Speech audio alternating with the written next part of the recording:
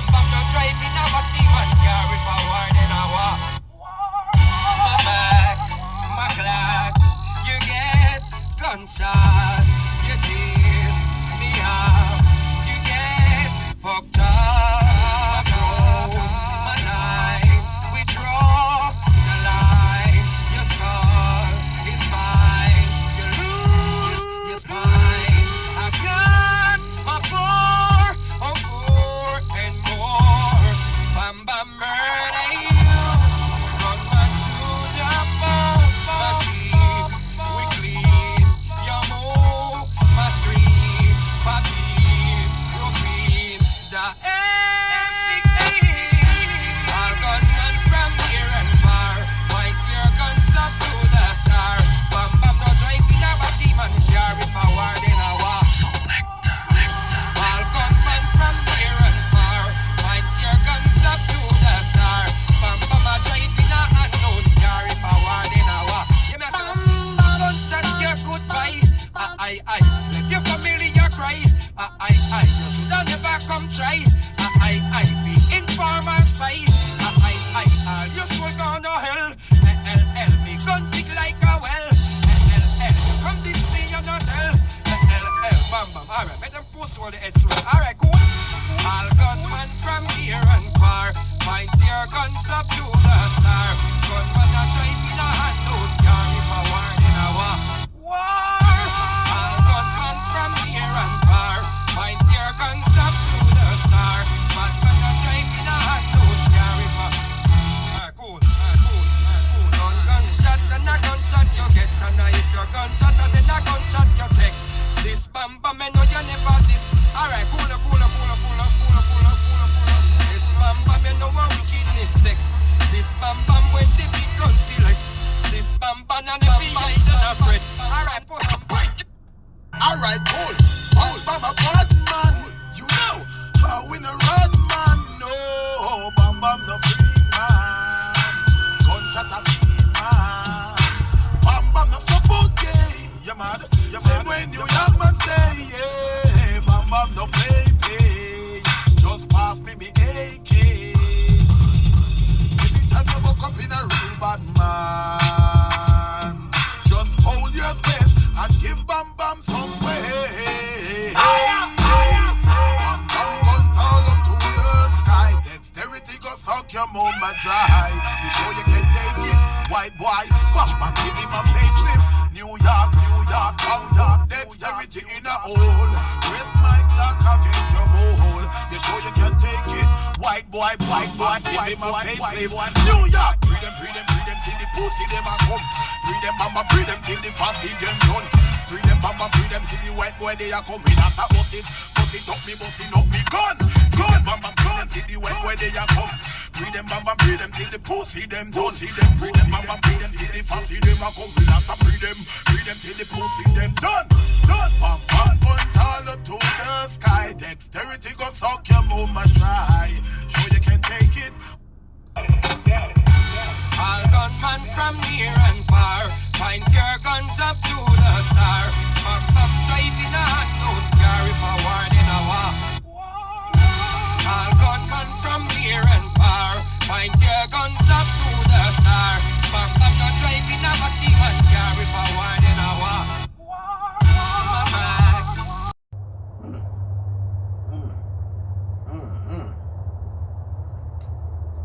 Man.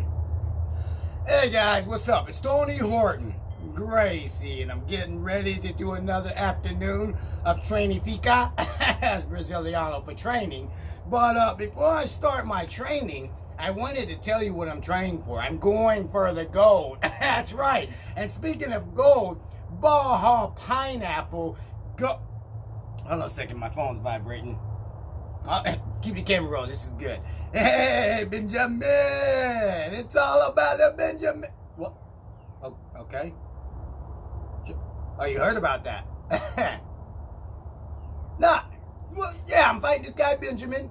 Bamboo, he's a black belt in Gracie's JiuJitsu, and I'm representing Sambo. So it's main event of Vigilant. Their Combat Quest Jitsu in August, yeah, right here in Tampa. And it's gonna be Sambo versus Gracie's JiuJitsu. What? Oh.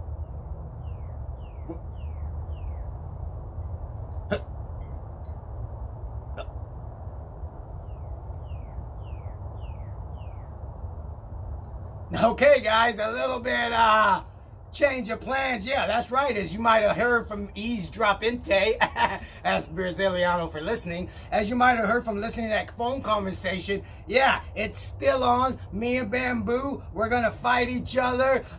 Tampa Bay Sambo versus Tampa JiuJitsu. But it's not just going to be Tampa Bay Sambo this time. As I just found out, Ben, the CEO of the Southeastern Sambo Association, wants me, in not so many words, to go up to North Carolina, Team Grizzly, to start a fight camp, to train with some of the best, some of the current national champions in both judo and Sambo, combat and sports Sambo. We're going to have a fight camp, and I'm going to get ready. So on top of me representing Tampa Bay Sambo, this fight's got a lot more weighing on it now, because I'm going to be representing the entire SESA Sambo, Southeastern Sambo Association, Team Grizzly Fight Camp.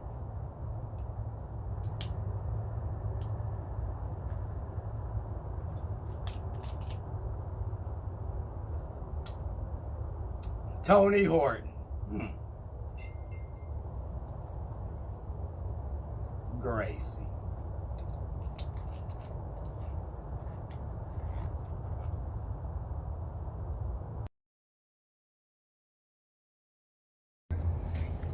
Hey guys, what's up? It's Coach Tim, Tampa Bay Sambo. Bittersweet. Yeah, I'm leaving Tampa and Florida to go to North Carolina. I'm going to work very closely with the Southeastern Sambo Association and doing the same thing of vocational jiu-jitsu, helping veterans and other people with maybe disabilities and a more mental injury, you know, PTSD or other backgrounds and stuff. So this is going to be my last official class here at my own personal dojo called the Sao Paulo Dojo.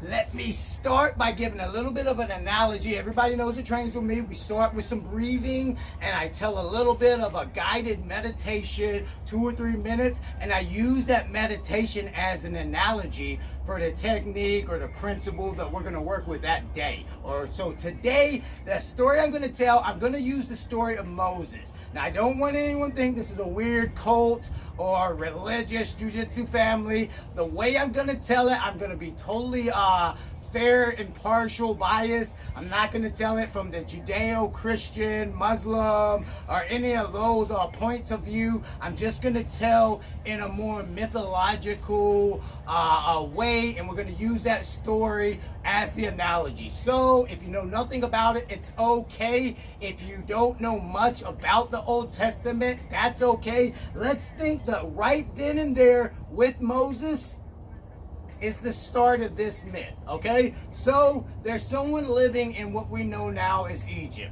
And Egypt was divided in an upper class Egypt and a lower class Egypt. And the upper class Egypt, you know, they were the people that had more money, they had better clothes, they shaved their heads, they put tattoos on. I mean, they were wilding and styling, they were the upper class. And they would have servants and even slaves that came from the lower class. Now, those lower class, let's not give them a race because they were all Middle Eastern people. Let's just say that lower class people maybe shaving their hair, going out and getting nice clothes, even shaving their beards wasn't a big issue for them. They were just servants or lower class people. So you could walk through Egypt, and if you didn't know if you were in the upper side or lower side, you can look at the citizens. Oh, they look like slaves and servants and just poor people. They have long shaggy hair and big beards and darker skin because they work outside, where these guys are a little bit more, their complexion's taken care of, their body's taken care of, their jewelry, they put together more. That's how Egypt was. While that was going on, you know, it was getting overwhelmed with the lower class side, so they started making a law that you could only have 1, maybe 2 children. of the time because you know it was a burden. There's too many citizens and stuff. So a lower class mother had another child. She didn't want him to, you know, become a slave or you know, something worse. So she put him into a basket on the Nile River and she pushed it down the river. Okay, well, that story or that part of a fairy tale is always told even before this story of babies being pushed down the Nile, becoming great conquerors and stuff. We'll talk about that another day.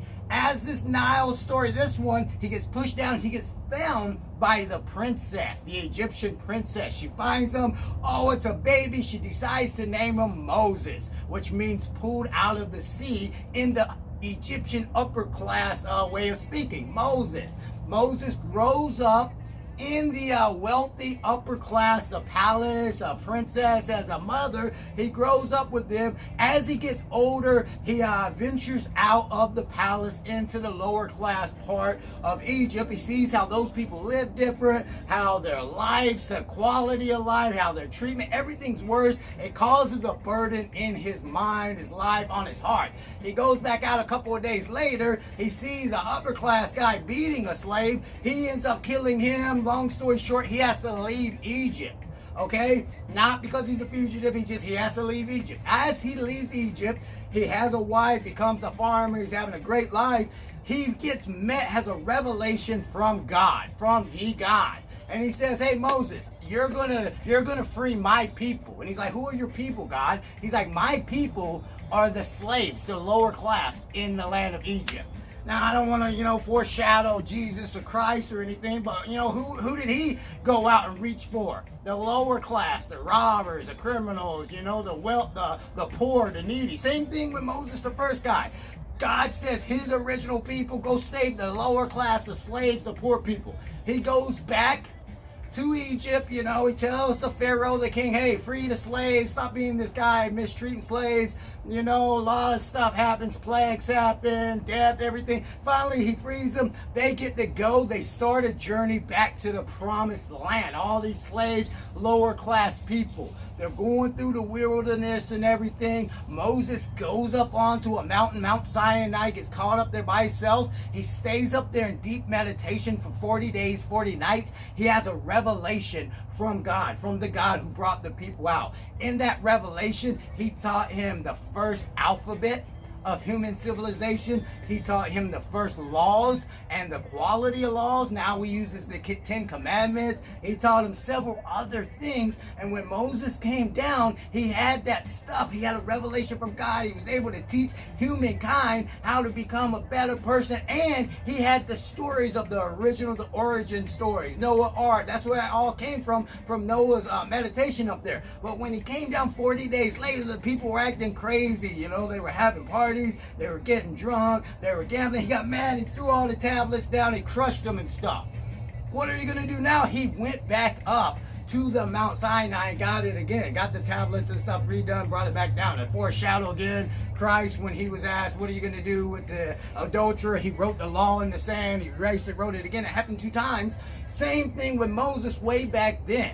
Now, where am I going as an analogy? Sometimes I'm in someone's closed guard. I'm doing everything to break their guard, everything to get ready to pass the guard, and then boom, something happens and I find myself back in that closed guard. I'm not going to reinvent the wheel right then. I'm just going to have to go back to what I know. Just like Moses, when he threw down the tablets, the revelation he got from God and destroyed them, and all the people were looking at him like, what's going to happen? He didn't start making stuff up, even though he could. He could have said, hey, this is what's going to happen. He went back up to get it from where he knew. So if you're having trouble with your guard and stuff, I want you to stop, I want you to breathe, and I want you to go back to what you know.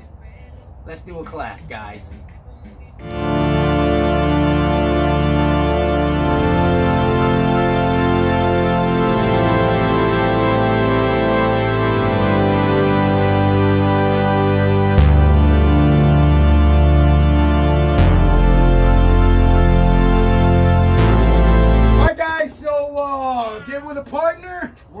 Clinch drills. We're going to work keeping our hands up and body conditioning. So yep, you two work together. You two work together. That's good. You two. Nah, I'm just kidding. Yep. Switch. You two work together. So you need a partner? Yeah. You work with me. All right, little Mojito, work with me. Is there anybody else? Yeah, I guess work with me. All right, ready? Take a partner's head. Go!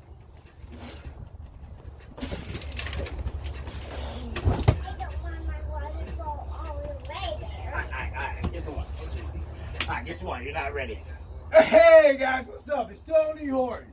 Gracie, and as you can see, we're doing some training, some trainefica, Braziliano for training, that we're doing over here. And people are often asking me, but Tony, how does your training compare to Bamboo, Gracie Westchase training? And yeah, his training's pretty good. You know, a little better, like I said, than an original Mountain Dew. Maybe he's this Maui Burst that you can get at a Dollar General exclusively. And if you're interested, hit them up. Dollar General's got some of the best varieties of Mountain Dew that you can get. But not good enough. Tony Horton, Gracie. Cause I might be giving little Bamboo some props, you know, he's an exotic Kia Bamboo Dollar General style Mountain Dew. But I am the Baja Blast Gold. That's right, pineapple.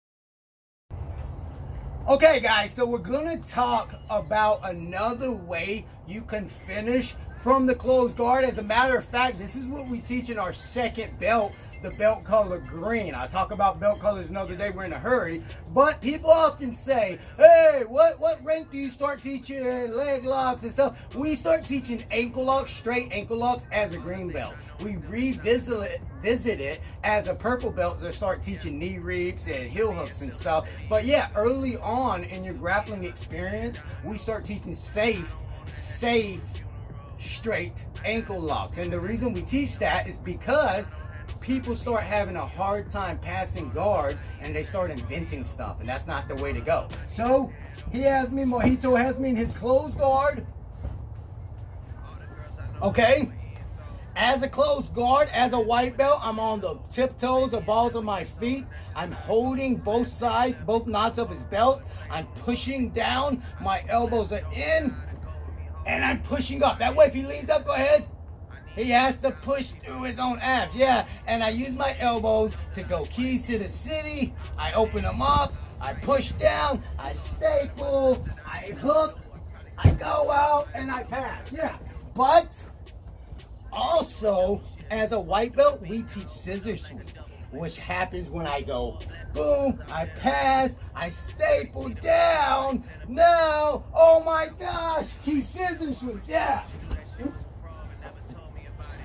And you start learning a lot more. So I'm trying to pass this guy. I've been trying to pass. He keeps doing stuff. I don't want to end up on bottom. I'm a green belt now. So very quickly, I'm going to boom, keys to the city, boom, step up, thumb down, hook, staple down, fall, push, figure four, straight ankle lock, banana split. Very safe for him and for me. But a lot of times we go for an ankle lock and this is all we do. We might pitch the knees, but we don't stop it. He can put the boot on, and stand straight up on me. Oh my gosh. And now I just let him come on top. Back down. What happens, what's a good way you can stop someone first from trying to put the boot on? So put this leg in an ankle lock, please, Mojito.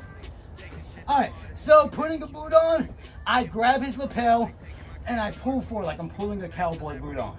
Now from there, I get my cross grip, I put my hand down, I step down, that foot's on the mat, and I'm safe. But Mojito, if I start putting the boot on, he starts taking his foot, that foot right there, I'm gonna take that foot first, and just putting it on my chest, yeah, pushing me down.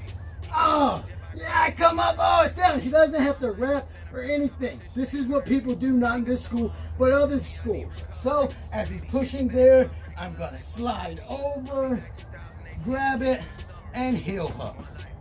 One more time. Come into my closed door, Mojito. Come into my closed door. On your knees. Keys to the city, fall back.